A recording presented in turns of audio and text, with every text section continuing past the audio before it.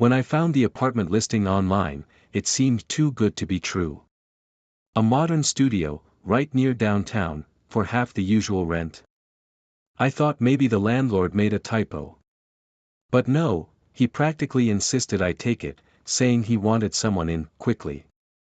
The place looked normal at first. A little cold, with outdated tiles in the kitchen, but nothing awful.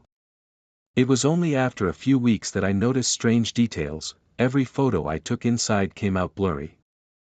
My clocks ticked slightly off-beat. My cat refused to enter the living room. One day, while wiping down the walls, I noticed a subtle ridge under the paint, like the outline of a door. The outline was hidden well, layered under wallpaper and a coat of old white paint. I probably would have ignored it if I hadn't heard the knocking. Soft, rhythmic, like something tapping from inside the wall. I convinced myself it was old pipes. But late one night, unable to sleep, I stood in front of the outline and pressed my ear to the wall. Silence, then a whisper, not loud, but clear, "Let me out." I yanked away, heart pounding. The next morning, I pulled out a utility knife and carefully peeled back the wallpaper. There it was, a narrow, vertical door, sealed with screws and 2 iron brackets. It had no handle.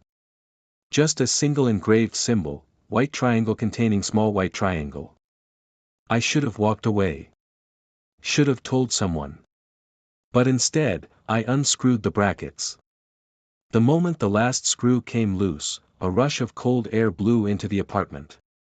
The door creaked open an inch, revealing stairs descending into total blackness. It wasn't on the building's layout.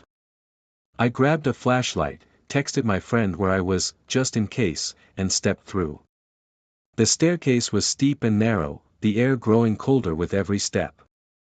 The walls weren't concrete or brick, they were something else. Smooth, dark, like obsidian. The silence was so complete, I could hear my own heartbeat.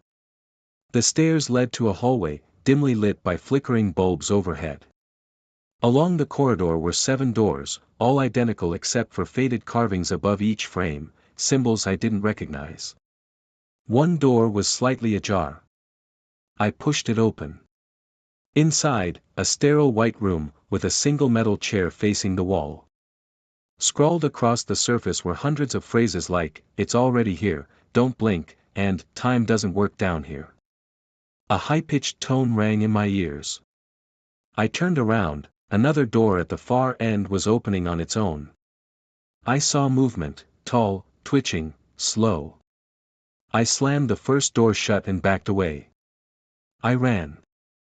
I don't know how long I ran, because time felt warped. The hallway twisted, shifted. The walls seemed to breathe. My flashlight flickered, then died. I saw doors where there weren't doors before. I heard voices, mine, repeated in reverse. Eventually, I found the stairs and scrambled back up. I slammed the hidden door behind me, resealed it with anything I could find.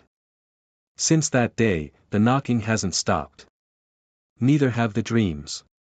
And now, when I look at photos I take, there's a figure standing behind me. Always in the exact same place. Right next to the wall.